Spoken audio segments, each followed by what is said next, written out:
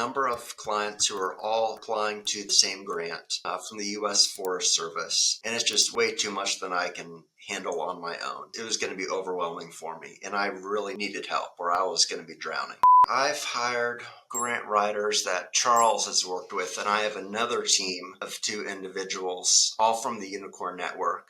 We have a number of grants due next week. I'm not stressed about anything. One of the death traps of consulting companies is that the founder can never go on vacation or take a break or not check email for a day because there's always clients that need something or deadlines approaching, and it just never seems to stop. And we have seen time and time again amazing consultants end their journey because they are burned out. And the solution that we believe is key to actually achieving the freedom that you want your business to have for you is by hiring a team and having people alongside of you so that you can walk this journey knowing that you are supported and knowing that your clients are taken care of. I am thrilled to introduce you to Joel and Charles, a new founder project manager duo, which if you know Meredith and I's story, you know I'm going to geek out on this duo because that's how I came into play in Meredith's life. She was burned out, had not taken a vacation, enter me, and she could go remote. She went on a week-long bike packing trip, no cell service, while me and the grant writers we just hired managed the projects. And you know what? We didn't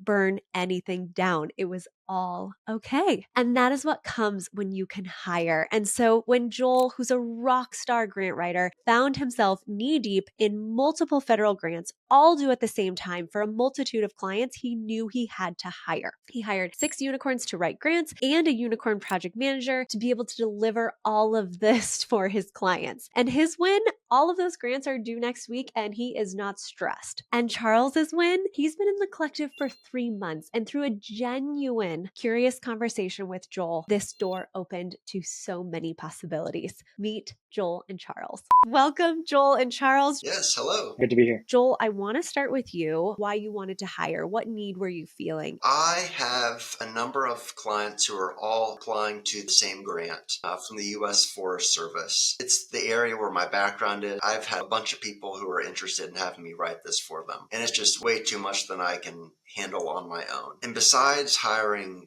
grant writers and support writers, I've realized that even just managing these projects, it was going to be overwhelming for me. And I really needed help or I was going to be drowning. I'm so excited, Charles. What were you looking for when you found the opportunity with Joel? The first time me and Joel connected, there wasn't really an opportunity lined up. It was just because I just joined the collective. I'm only, I think, on month 2 or 3. I was looking to connect with people, do the informational interviews. And so I reached out to a number of people, Joel being one of them. And within the first 15 minutes, he was kind of like, are you interested in doing some project management? There was no expectations. I was just kind of reaching out just to get to know each other, walked away with a potential opportunity, and then kind of followed up a couple of days later, solidified that partnership then. I was so excited when you said that because you were the first unicorn that I had spoken with who explicitly said they were interested in doing project management. I jumped on that one. When you find those unicorns, you got to grab them, like the unicorns of the unicorns. What I want to underpin that you said, Charles, is that you went in genuinely curious to get to know Joel. This is the energy of curious conversations or informational interviews. The expectation that like any door could open, but with no attachment to what doors those could be. And then this kind of stuff happens. It's just magic. I was trying to get myself oriented and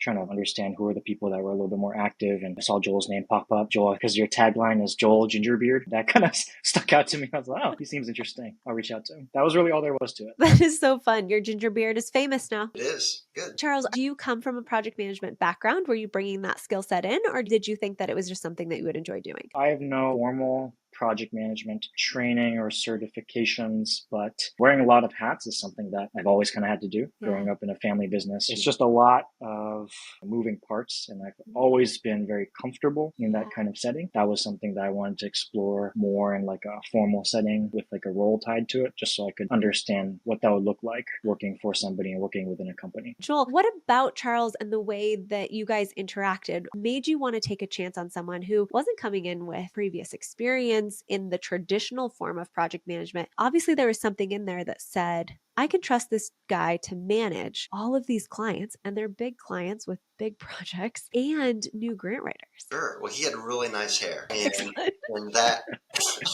he had some previous experience finding grants in the for-profit area for his mom's company. I was impressed with that just because that's a little harder to do. And that also means he's had some experience going through this process. Otherwise, I got the vibe from him that this is something that he could handle. I could throw anything at him and I knew he was going to do a good job. Besides that, I was really desperate. So I took advantage of the opportunity. Oh my gosh, Joel, you're just making me relive like Meredith coming to me and just needing this vacation so badly. It's just that point where you're like, how am I going to do this? You've talked about this team of grant writers. Who else have you hired? I've hired, oh gosh, 1, 2, 3, 4, 5 grant writers that Charles has worked with, and I have another team of 2 individuals, all from the Unicorn Network, doing another one of these grants. Together, you are both managing 5 people and then 5 grants? It was more grants. Some of our clients are doing 2 separate grants. A lot of projects going on. I know you guys haven't worked together for very long. We're in different parts of the world. We're doing things that are kind of new with different clients. What does it actually look like on a daily basis?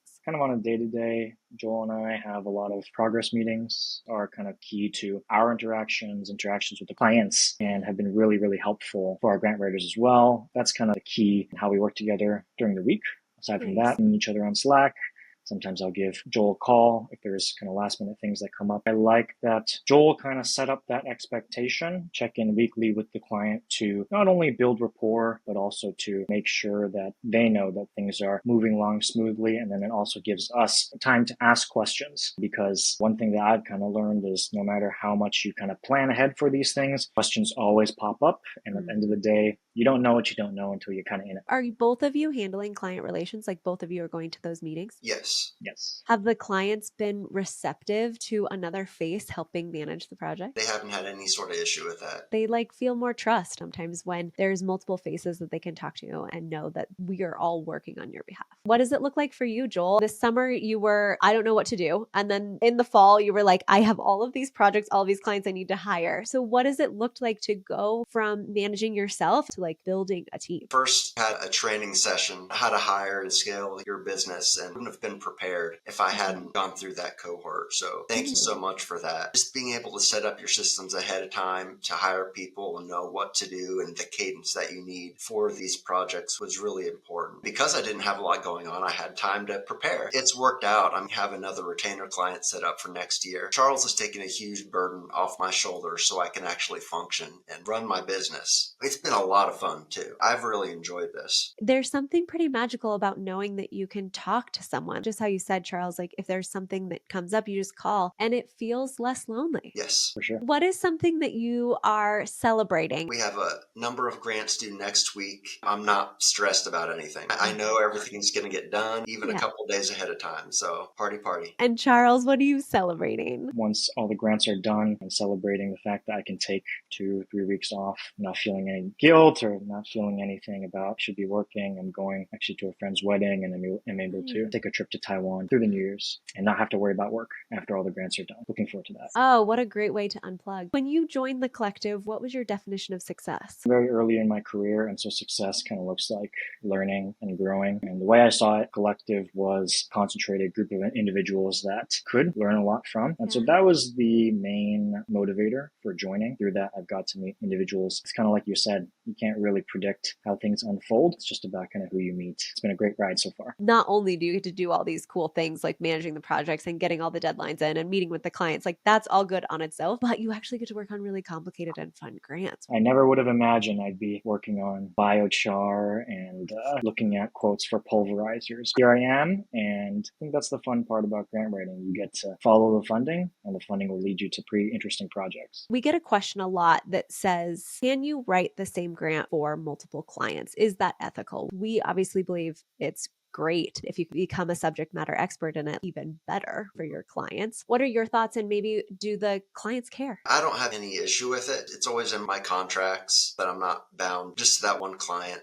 I'm just honest about it. If it's ever brought up, I'm just open. Plus, it's kind of expected. I've gone to a couple conferences, so the idea is if you're there, you're probably going to pick up more than one client, and they're all going after the same grant. So it's really not an issue. That's what we found in our own experience too. And I think it's just something we can throw to the side and not worry and keep moving forward. What is motivating this grant writing journey? And I'm born and raised in Hawaii, rock out in the middle of nowhere. A lot of people, they go off to the mainland, don't return. A lot of our whys is, how can we contribute back to this community that we love and that we grew up in? For me, I would love to bring in more federal dollars to Hawaii, specifically to support tech and innovation, keeping an open mind, seeing wherever projects are leading me. I've worked on some EPA grants and some Department of the Interior grants for environmental groups as well. I would love to see my home state really thrive.